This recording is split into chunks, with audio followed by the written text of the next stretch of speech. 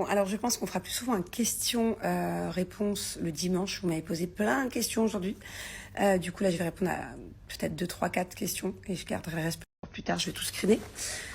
La chirurgie, alors celle-là, elle est revenue à 30 fois.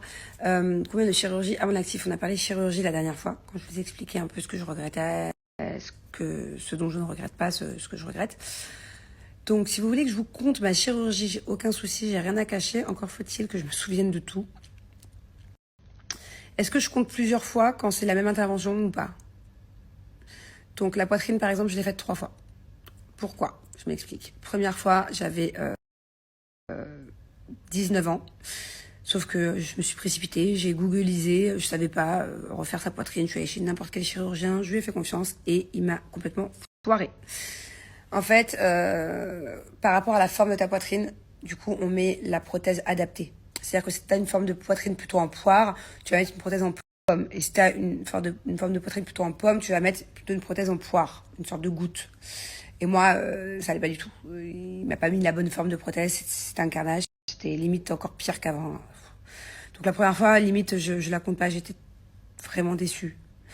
Du coup, quand j'ai eu les moyens, parce que voilà, j'avais pas les mêmes moyens, 2, 3 ans après, je l'ai refaite faire. Et là, ça allait mieux.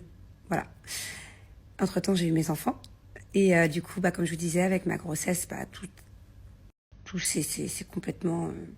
c'est asymétrique. C'est un carnage, voilà. Après, Thiago déjà, mais alors après, Angelina, ça a été le pompon. Ça m'a tout détruit, ça m'a tout...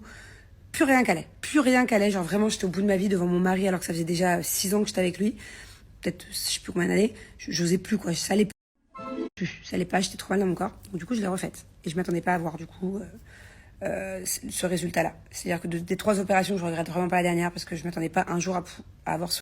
Ouais, pardon. J'ai reçu un appel de ma tante entre-temps. Donc je disais, il vous reste, en fait, sur 100% de ta graisse, il te reste à peine 25%. Et encore faut-il que les 25% tiennent. Parce que si tu fais du sport, ça a tendance à partir plus vite. Et si tu fumes, ça part 2 fois, 3 fois plus vite. Donc à l'époque, je faisais du sport. Et à l'époque, je fumais pas mal. Donc voilà, j'ai fait pour rien. C'est génial. Par contre, j'ai des copines sur qui ça a vachement bien tenu. Parce qu'elles avaient beaucoup de graisse à enlever. Voilà. Forcément, si tu as énormément de graisse à enlever et que tu gardes que 25%, ça peut être un joli résultat. Mais quand t'as pas beaucoup de graisse, genre vraiment, oubliez. Vous allez souffrir pour rien, vous allez dépenser votre thune pour rien.